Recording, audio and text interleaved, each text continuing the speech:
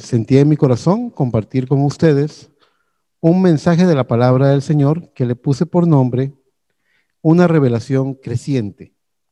La intención de ese mensaje es hacernos chequear que nuestra fe va de gloria en gloria. Así que quería revisar algunos puntos de la palabra, algunos puntos en la vida de algunos profetas e incluso en la experiencia del ministerio del hermano Branham, para que ustedes se pudieran dar cuenta, porque hoy en día el tema de la apostasía, vemos tanta apostasía, tanto cuestionamiento, tanta duda en la calle y en gente que decía ser creyente del mensaje, que es importante edificar el corazón de la iglesia, el corazón de la novia, con una palabra que les dé la paz y la tranquilidad de saber que todo está en control conforme al programa del Señor. No olvidemos orar por todas las peticiones. Hoy nuestro hermano Esteban nos va a dirigir en oración.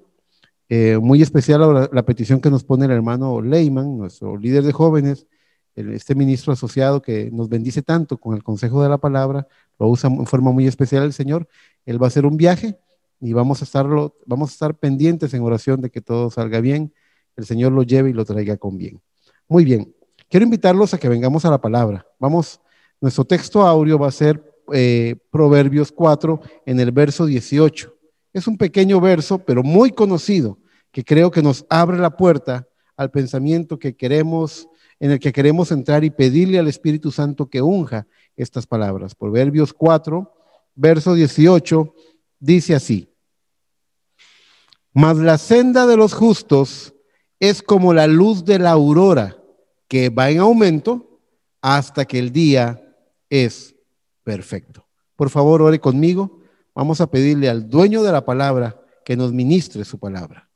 Amado Padre Celestial, en esta hora te presentamos, Señor, la palabra que hemos leído, y te pedimos, Señor, que tú me permitas a mí, tu siervo inútil, hacerme a un lado, esconderme tras la cruz del Calvario, y que sea el mismísimo Señor Jesucristo en la forma del Espíritu Santo el que tome el lugar y habla e imparta sabiduría con la palabra, imparta bendición, imparta sanidad, imparta respuesta al corazón. Padre, te pido en el nombre de Jesús que todos seamos bendecidos, porque todos te necesitamos, porque no hay un hombre en la tierra que pueda decir que no necesita de Dios. Y nosotros somos tan privilegiados de saber que tú nos has enviado un mensaje regalado del cielo, un regalo del cielo enviado a nuestros corazones por los labios de un profeta. No tenemos cómo pagarte semejante cosa. Ayúdanos a examinar con carácter cada cosa que va a ser dicha y hecha, y a decirle amén únicamente a la palabra y a quedarnos con la entera revelación que nos ha sido regalada. Padre, en el nombre de Cristo Jesús, bendice a los otros ministerios, los pastores, ministros, evangelistas que están predicando en esta noche en las diferentes partes donde tu novia se encuentra.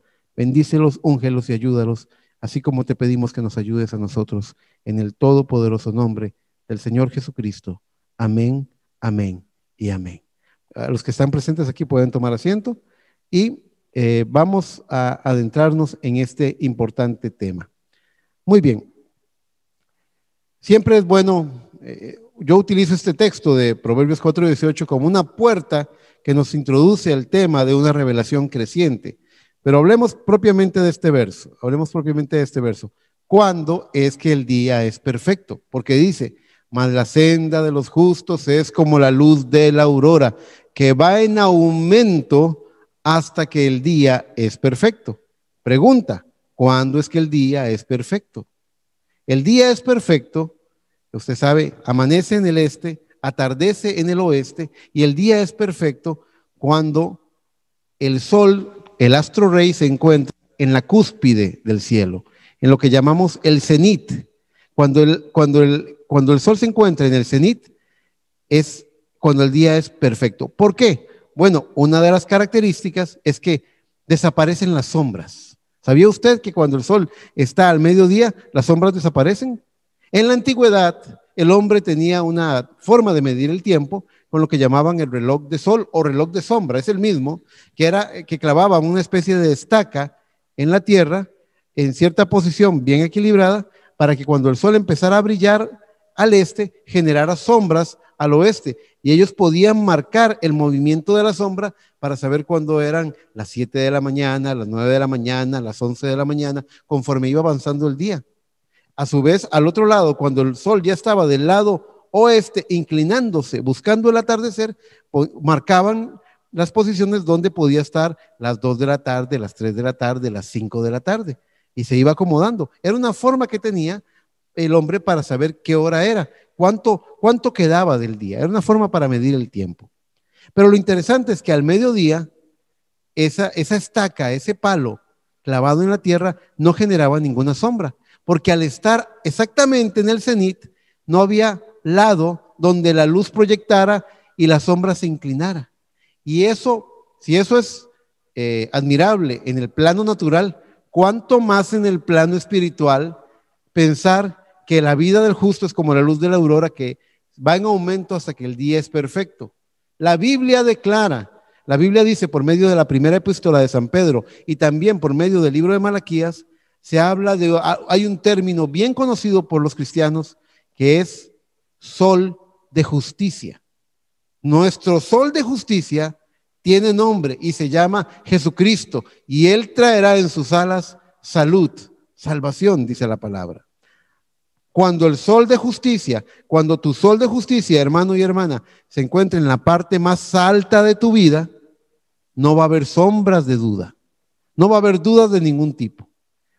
Cuando Cristo, nuestro sol de justicia, esté en el centro de nuestra vida y en la parte más alta de nuestra vida, teniendo la preeminencia en nuestra vida, las sombras se van y el día simplemente es perfecto. Tenemos, por la luz que recibimos, un perfecto entendimiento de las cosas que estamos contemplando. Por ejemplo, ahora sí, adentrándonos ya en algunos tipos, veamos el ejemplo de la vida de Job. Job era un profeta de Dios y sin embargo, aunque era un profeta del Señor, a lo largo de ese duro proceso que él experimentó, el proceso de su prueba, casi al final del libro, en el capítulo 42, en el verso 5, él está delante del Señor confesando algo tremendamente admirable. Él era un hombre respetado, él era un sabio, la gente venía a él para recibir consejo. Él era un consejero, era un hombre que recibía sabiduría del Señor. Él era un profeta de Dios. Él hablaba por Dios. Y en Job 42:5, él dice, de oídas, le dice al Señor, de oídas te había oído, mas ahora mis ojos te ven. ¿Qué les dice eso a ustedes? Que la experiencia de Job había tenido un cambio radical, había tenido un acercamiento aún más profundo y mayor entendimiento de lo que era la obra de Dios en la vida de Job. Esto nos muestra que el entendimiento que Job tenía respecto de Dios y su fe en él, también pasaron por un proceso de transformación. Y mis hermanos, si eso es válido para Job, es válido para usted y para mí también. Otro ejemplo que tengo es San Pablo. San Pablo también nos lo muestra en la disputa que él tuvo con su compañero de batalla, Bernabé.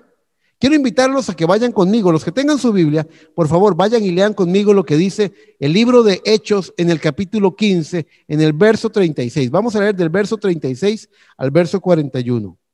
Dice de la siguiente forma, escuche usted lo que dice la palabra de Dios.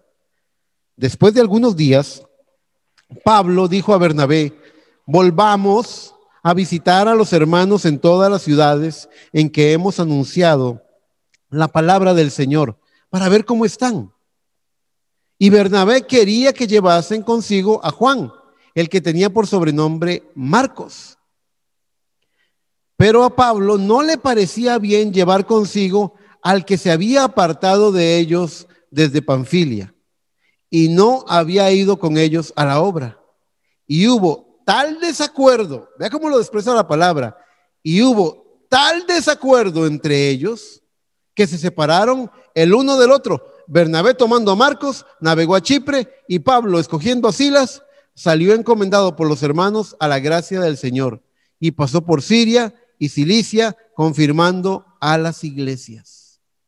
Mis hermanos, muchos de ustedes recordarán que Pablo fue el mensajero de la primera edad de la iglesia, de la edad de Éfeso, y un profeta mensajero. De todos los mensajeros, de todas las edades de la iglesia, solamente el primero y el séptimo son profetas. Los demás han sido reformadores. Pero Pablo era un profeta. Pablo era un profeta, mensajero de la primera edad de la iglesia.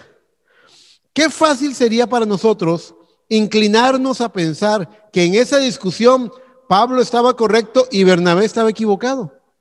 Sería una conclusión muy lógica pensando que él era el mensajero de la primera edad de la iglesia. Pero vean lo que ocurre con el entendimiento de Pablo al respecto de ese asunto conforme pasa el tiempo.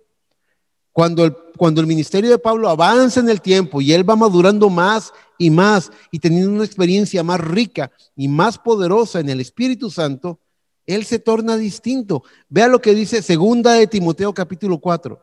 Vayan y busquen del verso 9, vamos a leer una porción del verso 9 al 18. Les voy a leer esta porción de segunda de Timoteo 4, 9 al 18, para que ustedes consideren si el pensamiento que Pablo tenía respecto a Juan Marcos era correcto o equivocado en su principio. Lo que leímos ahora fue que Bernabé tenía un buen presentimiento, sentía algo que este joven, Juan Marcos, iba a ser útil. Pero en el pasado, Juan Marcos había dejado al grupo para volverse a su casa. No todos estaban listos para los viajes misioneros, para el trabajo de la obra misionera. Entonces, Pablo estaba descartando a Juan Marcos. Decía, no, este no sirvió antes, no va a servir ahora. Ese era el pensamiento que tenía Pablo. Pero vea, segunda de Timoteo 4:9 dice, esas son palabras de Pablo a Timoteo, procura venir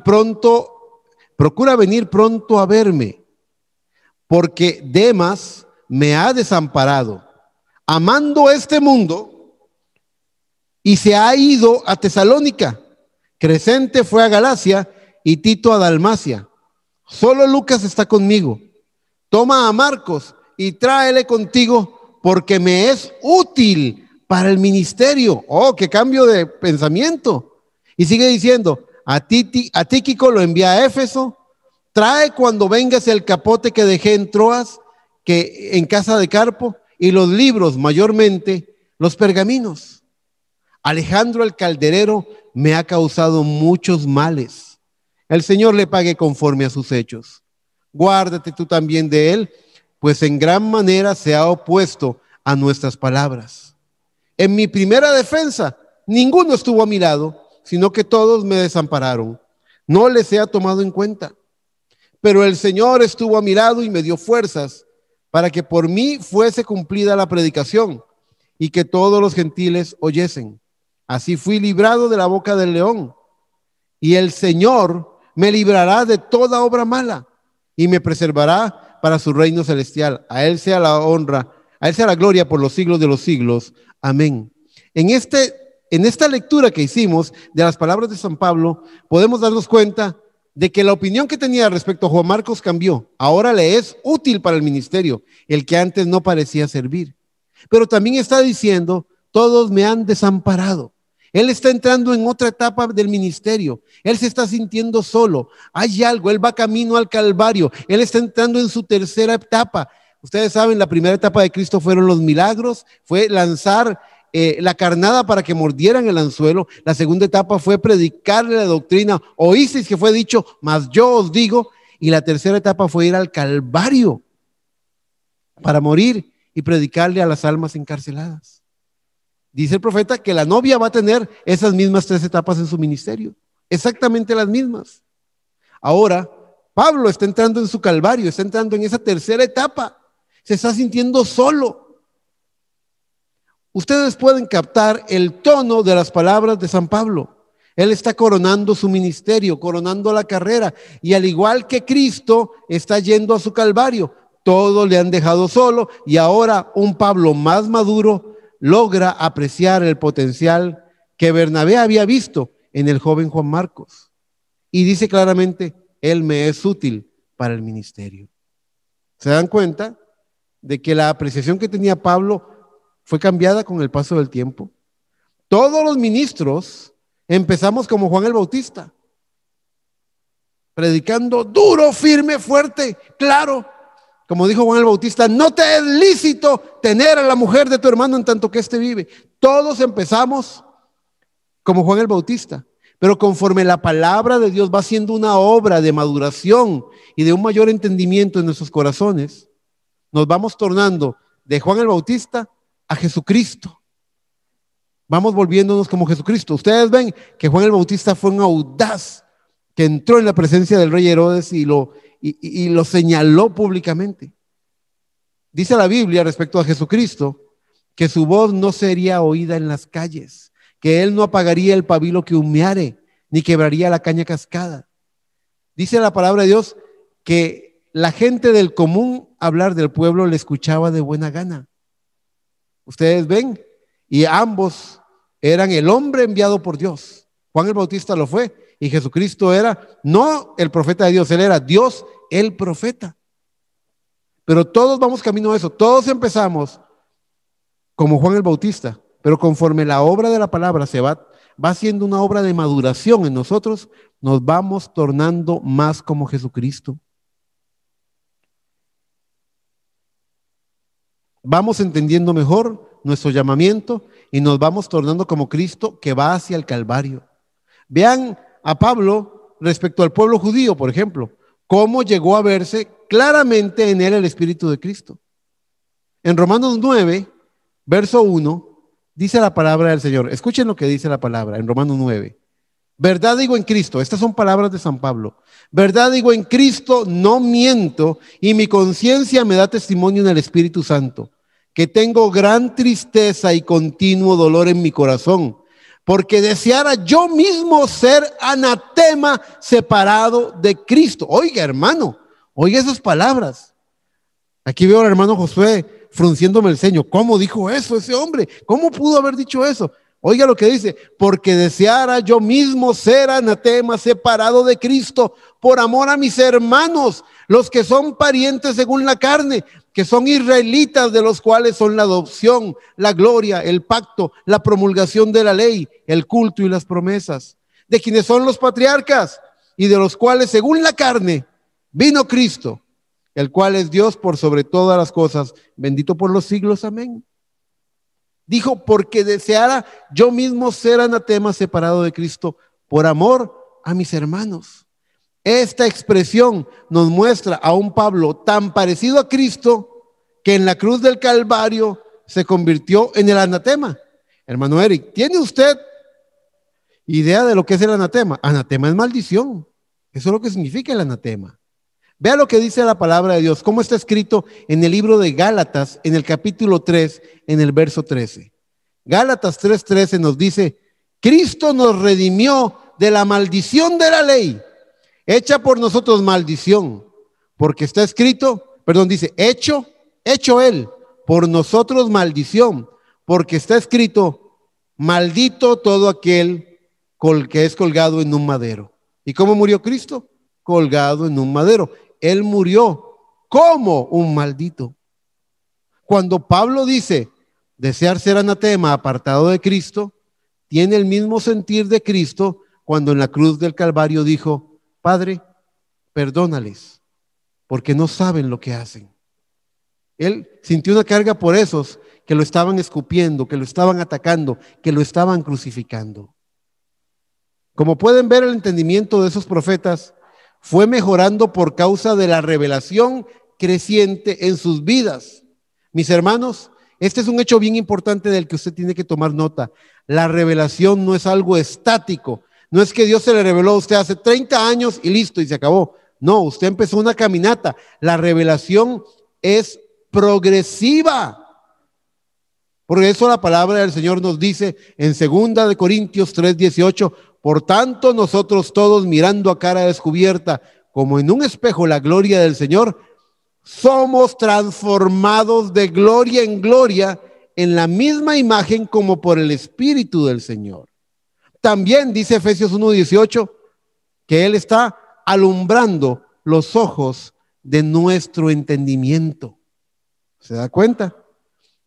La luz va en aumento, el día es más perfecto y nuestro entendimiento se torna más maduro, más certero, más cierto. Estamos apreciando mejor la cosa que estamos contemplando. Así es como la vida del justo, así es como la vida del justo es como la luz de la aurora, que va en aumento hasta que el día es perfecto. Hoy en día hay todo tipo de corriente de apostasía que atacan el mensaje y atacan a la figura del mensajero, buscándole errores. Disputan como niños que tratan de demostrar que tienen la razón, basados en argumentos, en fechas, en datos. Pero los hijos de Dios entendemos y confiamos en el proceso de Dios en nuestra vida. Entendemos que las cosas tienen una razón de ser. Hay un par de ejemplos que me gustaría traer de la vida de cosas que el profeta dijo y de la vida del profeta para que ustedes vean cómo la revelación fue evolucionando, cómo la revelación fue creciente, cómo la revelación fue progresiva en la vida del mismo profeta mensajero. Les voy a leer lo que dice a partir del párrafo 363 del mensaje Preguntas y Respuestas sobre Hebreos. Ponga mucha atención. Él dice aquí en el párrafo 363, dice, pero estoy tratando de hacerlo lo más rápido y sencillo que puedo. Dice, no cuando usted cree en el Señor Jesucristo, usted entonces recibe el nuevo nacimiento. Cuando usted cree en el Señor, usted recibe un nuevo pensamiento, una nueva vida, pero no es el bautismo del Espíritu Santo. Oiga, en el 57, en preguntas y respuestas, el profeta está diciendo que una cosa es el nuevo nacimiento y otra cosa, el bautismo del Espíritu Santo. 1957, tome nota. Él sigue diciendo, ve usted, recibe el nuevo nacimiento cuando usted cree, usted recibe vida eterna, es un don de Dios que se le ha dado a usted a través de gracia soberana por haber aceptado el don que Dios le ha dado a usted. Ve, el que oye mis palabras y cree en el que me envió, tiene vida eterna, tiene vida eterna. Ese es el nuevo nacimiento, usted está convertido. ¿Qué quiere decir? Que usted ha cambiado, pero el bautismo del Espíritu Santo lo pone a usted en el cuerpo de Cristo, sujeto a los dones para servicio. No lo hace usted más cristiano, sino que lo mete a usted en el cuerpo de los dones. Ve ahora por un espíritu, está citando 1 Corintios 12, todos somos bautizados en un cuerpo. Pablo dice, hay diferentes dones y en este cuerpo hay 9 dones espirituales y en este cuerpo usted tiene que ser bautizado en el cuerpo para poseer uno de estos dones. Están en el cuerpo. 2 de octubre de 1957, preguntas y respuestas sobre Hebreos, parte 2. Si nosotros no llegamos a entender que la revelación es algo creciente, que la revelación es algo progresivo, nos estancamos, tomamos algo que el profeta dijo en 1957 y dejamos de estudiar. Nos sentamos con eso y lo hacemos un absoluto. Pero vea, compare ahora con lo que el profeta dice en el mensaje predicado el 21 de febrero de 1960.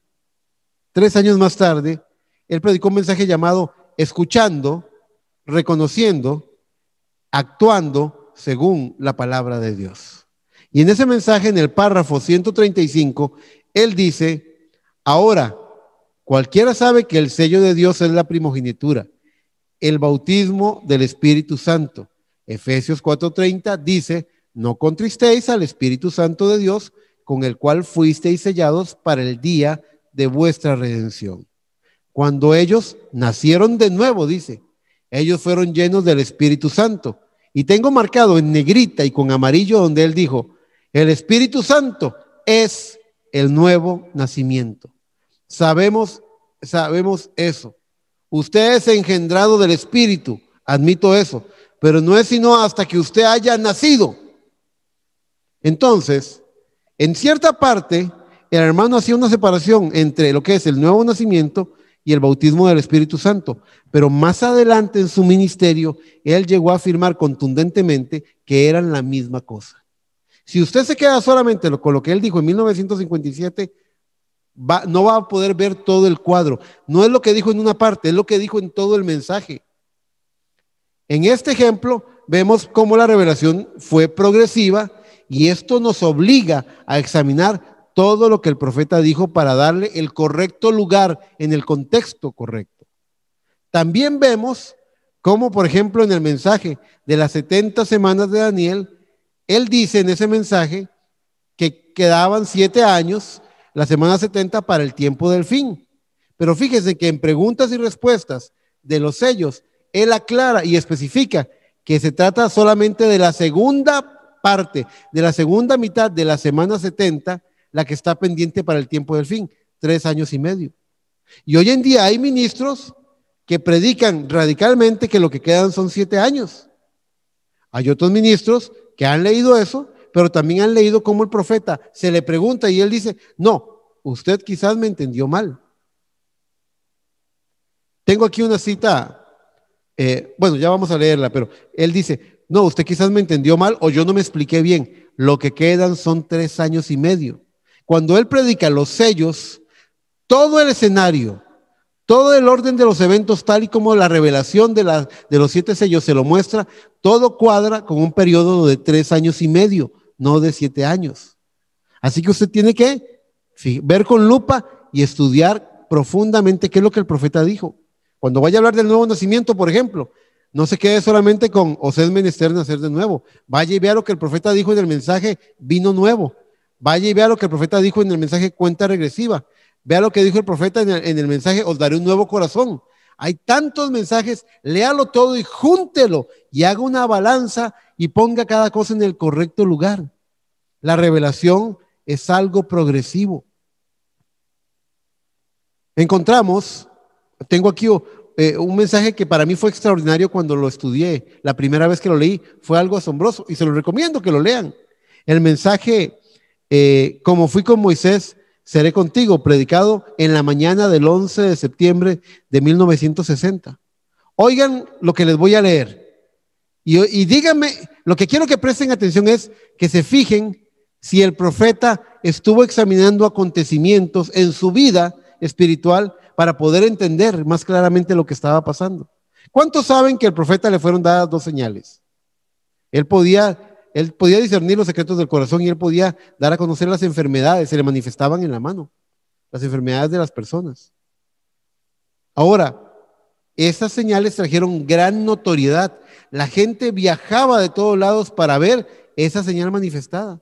Se asombraban de ver en la línea de oración como él decía, usted se llama Eric Chacón, usted vive en Grecia, Alajuela, usted es pastor de la iglesia Tabernáculo Emanuel. Él leía los corazones, Dios le había dado ese don. El ángel del Señor a su lado le manifestaba hasta el último secreto que estaba en las personas. Aquello que no estaba bajo la sangre, aquello que necesitaba ser arreglado, lo revelaba el ángel del Señor para que él lo declarara, para que él lo hablara.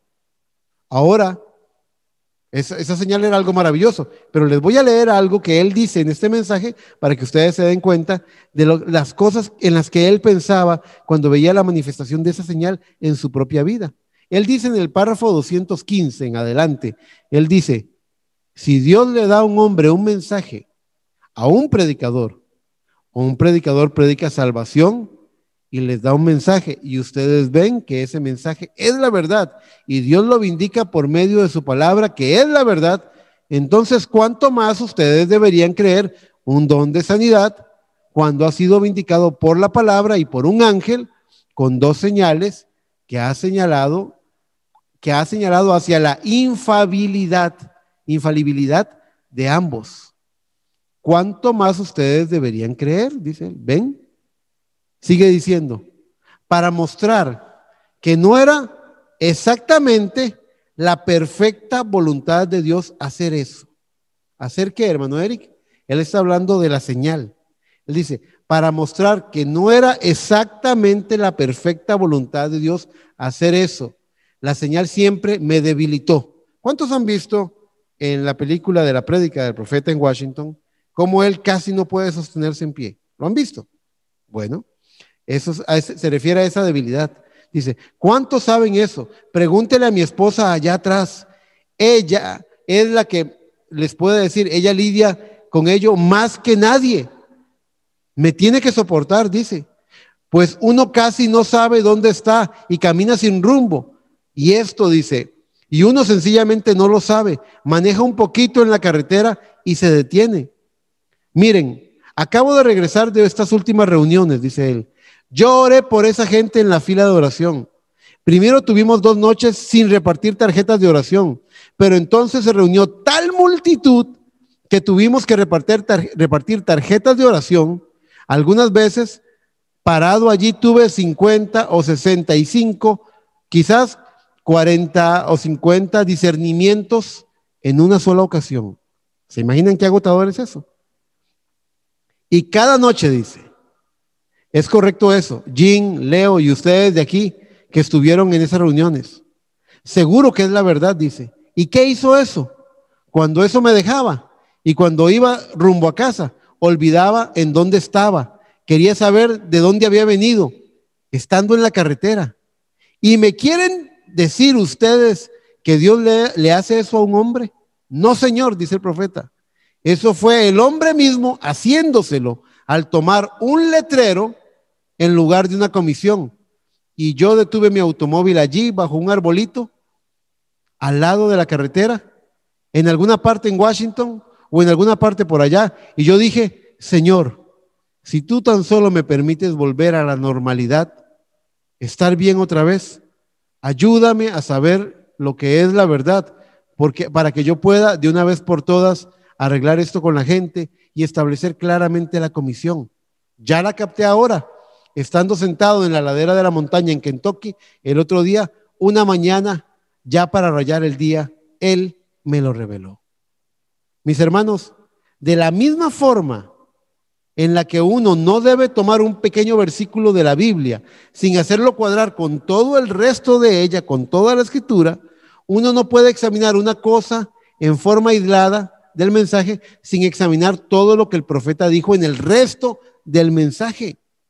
Por esto hay tantos ismos y tantas líneas doctrinales separándose del verdadero y correcto balance de la palabra. El profeta dijo en esta experiencia que él no entendía por qué se debilitaba tanto cuando venía la señal, venía el discernimiento. Pero él entendió que eso le mostró a él que eso no fue nunca la perfecta voluntad de Dios. Porque cuando él recibe la comisión fue, si puedes hacer que la gente te crea. La señal era solamente el anzuelo, la carnada para que mordieran el anzuelo, para que oyeran el mensaje.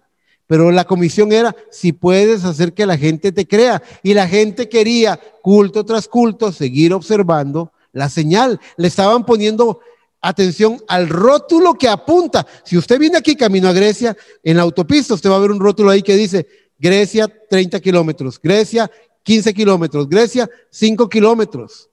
Usted no se para, no se baja del carro y se para a la parte del rótulo de Grecia 5 kilómetros y dice, ya llegué. No. El rótulo apunta hacia Grecia, pero usted todavía no está en Grecia. La señal apuntaba hacia la obra de Dios, pero esa no era la obra, esa no era la comisión. La comisión era darles un mensaje para que la gente recibiera una revelación. Pero eso le tomó tiempo entenderlo al profeta. La revelación es algo creciente, la revelación es progresiva. Lo que tú no, una vez Cristo le dijo a Pedro, lo que yo hago ahora, tú no lo entiendes, pero lo entenderás más adelante. En una ocasión en que Pedro no quería que le lavara los pies, era necesario. Y ahora, tocante a nosotros, a la novia de Jesucristo, ¿qué debemos decir? Ya vimos lo que dijo Job, de oídas se había oído, mas ahora mis ojos te ven. Casi al final de su vida, él había tenido una comprensión más profunda de la revelación que había recibido. Y eso no significaba que lo anterior que había considerado Job estuviera mal. Pablo tuvo una revelación respecto a Dios, a la obra de Dios, pero él fue progresando y fue madurando y fue teniendo una comprensión más profunda conforme pasó el tiempo. El profeta también. Tener una comprensión más profunda sencillamente le dice a usted que usted sigue más profundamente, se está metiendo más profundamente en la palabra. ¿Cuántas veces me han oído esa comparación? Nosotros somos creadores de atmósfera, dependiendo de lo que creemos. Si usted está viendo cosas malas en la televisión, cosas vulgares, usted crea una atmósfera a su alrededor y esos pensamientos están ahí bombardeándolo.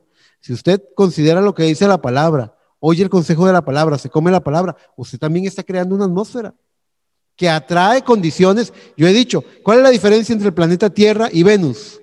Venus es un infierno de llamas y azufre, pero la atmósfera, la posición, la distancia que hay entre la Tierra y el Sol, la cantidad de agua y las condiciones atmosféricas hacen que la Tierra tenga condiciones aptas para la vida. Por eso hay vida en la Tierra. No podría haber vida en Venus o en Marte, porque están con diferentes condiciones. La posición que tiene la Tierra es apta para la vida. Así nosotros, en posición con nuestro sol de justicia, Cristo Jesús, recibiendo de Él la luz que nos da vida, con una atmósfera apta para recibir, apta, ¿por qué? Por los pensamientos de la palabra que hemos albergado, que hemos abrazado, que hemos creído, va a permitir que haya vida en esta atmósfera. ¿Cuál es la vida? La vida del Espíritu Santo. ¿Qué pasa si un astronauta, qué pasa si cualquiera de nosotros es levantado en un cohete espacial sin ese traje espacial? Nos morimos, nos desangramos. Los líquidos de nuestro cuerpo abandonarían el cuerpo. Sería una cosa horrible, una muerte espantosa. Pero ¿qué es lo que hace el cuerpo? ¿Qué es lo que hace el traje del astronauta? Tiene una presurización, tiene una atmósfera de oxígeno, tiene un sello a lo largo de todo el traje que no permite fugas. Son condiciones que hacen apta la vida estando en esas alturas. ¿Qué es lo que dijo Pablo? Conozco a un hombre, si fue en el cuerpo o fuera del cuerpo, no lo sé, que le fue dado ir hasta el tercer cielo y oír palabras que no les dado al hombre revelar. De tal hombre me gloriaré. Yo creo que él, en esa forma, vio el ministerio de Malaquías 4:5, vio el ministerio del hermano Branham, porque él fue más allá de la cortina del tiempo. Pero este hombre que fue a ese tercer cielo tuvo que ir envuelto en un poder especial, arropado en el Espíritu Santo, porque porque carne y sangre no entrarán al reino de los cielos. Tuvo que haber un ropaje especial. Cuando usted examina algo de la palabra, si usted se mete en la palabra, en esta carne, la palabra lo va a condenar, porque en la carne no puede cumplir la justicia de Dios. Pero si usted entra en fe, y usted se arropa de la fe del Hijo de Dios, y usted se arropa de la palabra, y usted se arropa de la unción de este mensaje, y usted se arropa de las promesas que nos son dadas, como los buzos que se meten a más de 300 metros de profundidad, usan trajes especiales, con tanques, ya no respiran oxígeno porque podría explotarles el cuerpo, les dan a respirar helio, para una mezcla de helio, para que puedan sobrevivir en la profundidad. Es lo mismo, a usted la palabra de Dios lo va a reventar, porque esta carne no puede cumplir la justicia de Dios, pero entre en fe, pero entre en las promesas, pero confíe en el Señor, pero cruce ese lugar santísimo y entre en las profundidades de la palabra, arropado de esa atmósfera de la palabra del Espíritu Santo. Usted se va a ver en esas profundidades protegido por ese traje, no un traje de buzo, el traje del Espíritu que lo arropa y lo protege. ¿Comprende? La revelación es algo progresivo. ¿Qué tan alto va a ser elevado usted en la palabra? ¿Qué tan profundo va a ver usted las promesas? Depende de cómo haya progresado la luz y el entendimiento de esa revelación en su propia vida. Conozco mucha gente que ha tomado lados legalistas y ese lado legalista solamente ha servido para destruir congregaciones. Pero cuando un siervo de Dios capta la visión del mensaje, capta la revelación del mensaje y sabe trazar la escritura para vida, edifica a las ovejas, les da el alimento espiritual y esa congregación crece sana, crece fuerte, crece valiente, crece animada por el Espíritu, crecen llenos de fe. Y eso es lo que deberíamos estar examinando. Mi última cita de esta noche, Hebreos 11:39, dice así, 39 y 40. Voy a darles chance para que lo puedan leer.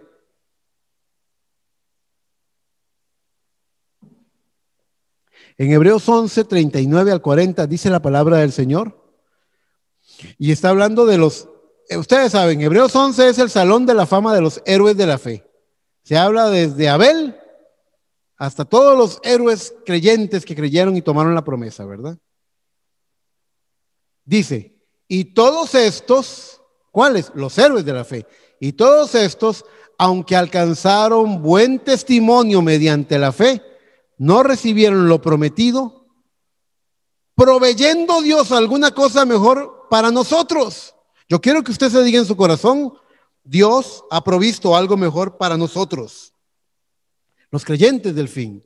Dice, proveyendo Dios alguna cosa mejor para nosotros, para que no fuesen ellos perfeccionados aparte de nosotros. Esto quiere decir que la novia del tiempo del fin tiene algo, ha recibido algo, ha creído algo, algo ha venido a esta novia del tiempo del fin. La revelación de un mensaje, la revelación de un misterio ha venido a ella y ella perfecciona el testimonio bendito de esos santos del Antiguo Testamento. Ella corona, ella es la diadema en esta novia. ¿Por qué? Porque Dios proveyó algo mejor, una cosa mejor para nosotros. Estaríamos perdidos con este sistema religioso lleno de engaño y mentira o con las tentaciones de este mundo. Pero bendito Dios que envió un mensaje que dijo, salid de en medio de ellos, salid fuera de la denominación, salgan de estas cosas y entren en la promesa que es para este día. Usted debe entender que no solamente la revelación es progresiva para usted desde el día que creyó hasta el día que parta con el Señor o que se encuentre con el Señor en los aires. También para toda la novia, desde el principio hasta el fin, la revelación ha sido algo progresivo y ha ido elevándose. Nunca ha habido un tiempo como este. Si usted examina los cuatro seres vivientes, el león, el buey, el hombre y el águila volando, los tres primeros animales, los tres primeros seres, en los días del león, el león cuando es cachorro bebe leche, y así dijo Pablo, tenéis necesidad de leche, y no vamos a la perfección, tenéis necesidad de, otra vez, de leche, no podéis comer alimento sólido. Lo mismo es con la vaca, cuando el ternerito está pequeño, bebe leche de su mamá. El hombre, cuando el hombre es pequeño, es un bebé, bebe leche de su madre también. Pero el águila no. En los días del águila volando, nosotros, aguiluchos del Señor, recibimos, es cierto, mamá águila machaca la carne con su pico y de pico a pico le da al aguilucho alimento sólido. El águila está preparada para comer carne desde que es un bebé. No solo de pan vivirá el hombre, mas de toda palabra que sale de la boca, del pico de mamá águila. ¿Y qué es la boca de Dios? Un profeta. Y Dios envió un profeta para traernos alimento sólido, el alimento espiritual en su debido tiempo, para recibir la revelación. La revelación es algo progresivo. La luz ha venido en aumento, no solamente individualmente, pero para toda la novia. Las buenas nuevas del evangelio en los días de Noé no hubieran servido para los días el mensaje de Noé no le hubiera servido a Moisés, y el mensaje de Moisés no le hubiera servido a Juan el Bautista. Cada día ha tenido su mensaje, porque no estamos viendo al espejo retrovisor, porque la obra de Dios continúa, porque seguimos adelante, porque la revelación va en aumento. Así que, hermanos, yo quería desarrollar esta temática, porque allá afuera usted va a encontrar gente que está apostatando del mensaje y que le va a venir con preguntas y va a decir, pero aquí dijo esto y no se equivocó en esto y en esta fecha y en estas cositas. No los oigan, no les crean. Una comprensión más profunda implica que usted estudie en profundidad todo el mensaje y que pueda captar lo que captó el mensajero.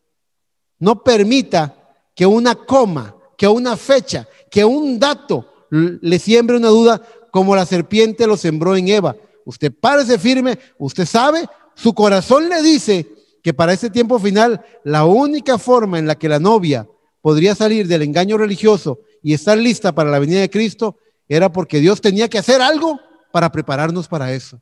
Y Dios tomó cuidado y envió un profeta mensajero y envió un mensaje para estar listos.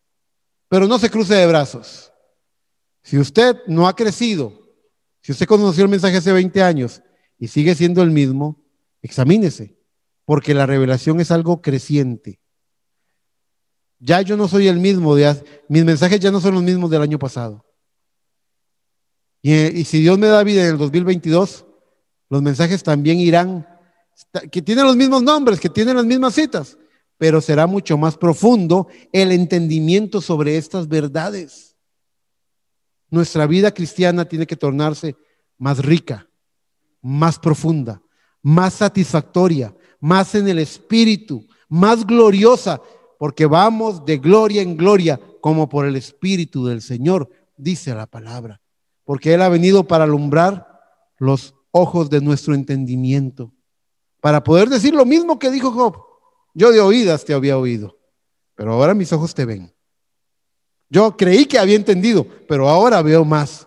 Y si usted entiende algo hoy más, mañana lo va a entender mejor. Más luz viene, porque la revelación está aquí hasta que usted se convierta en la imagen misma de Jesucristo, no en otra cosa. Quiero invitarlos, creyentes del mensaje, a que ustedes examinen. Y si ustedes detectan cierto grado de estancamiento espiritual en su vida, sacúdase toda tibieza y toda formalidad y vaya a sus rodillas. Hoy es noche de oración y clame al Señor y diga: Señor, yo he permitido que las circunstancias me enfríen, yo he permitido que el mundo me sofoque con sus tentaciones, yo he sido débil, pero Señor, esto no es lo que debo estar viviendo. La palabra del Señor dice, cuando habla en Filipenses de no dejar de congregarnos, dice: más bien, cuanto ven que ese día está cada vez más cerca, exhórtense los unos a los otros. Este no es un tiempo para decir: es que cuando me convertí a Cristo fueron tiempos gloriosos, pero como que la cosa ha venido mermando, disminuyendo. No. Es al revés. Hoy tenemos una bendición más grande, una revelación más profunda.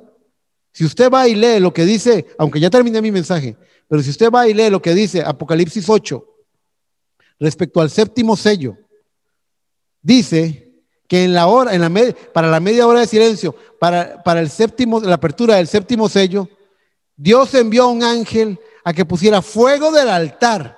Y el profeta dice: el fuego del altar es el mismísimo Espíritu Santo. A que pusiera fuego del altar mezclándolo con el incienso de las oraciones de los santos. Yo estoy convencido y soy un creyente de que en el tiempo del fin un espíritu de oración va a sobrecoger el corazón de la novia y ella va a clamar, porque el ángel del Señor va a clamar en ella. Va a haber un fuego encendido. No es tiempo para ser tibios o bajar los brazos o andar desanimados. Es tiempo para ver lo tarde que es y lo firme y convencidos que tenemos que estar por la revelación gloriosa que hemos recibido. Y si usted no se siente así, es tiempo que se revise y vaya y doble sus rodillas y clame al Señor, porque es más tarde de lo que pensamos. La revelación es algo, recuerden mis palabras. La prédica de esta noche les ha dicho: la revelación no es algo estático. Dígame, ¿quién de ustedes que se bautizó en el nombre del Señor Jesucristo no lo haría hoy? Si tuviera que volver a hacerlo, ¿no lo haría con un mayor entendimiento? Oh, si usted, cuando tuvo aquella primera experiencia del Espíritu Santo, ¿usted se va a conformar con aquella experiencia ya en el pasado? ¿O usted no quiere una constante rellenura, un rebautismo, una rellenura del Espíritu Santo, no, constantemente la presencia del Señor llenando su vida? ¿Quién se conforma con menos después de haber tenido lo mejor? Nadie. Así que examinémonos. La revelación no es algo estático, la revelación es algo creciente, la revelación es progresiva, y el gozo que acompaña a la revelación y la estimulación que acompaña a la revelación también es creciente y progresiva. Quiero que estas palabras los animen, quiero que estas palabras nos exhorten y quiero que estas palabras nos lleven a nuestras rodillas a decir: Señor, manda tu fuego sobre nuestras vidas, el fuego del altar, el fuego del Espíritu Santo. Dios los bendiga.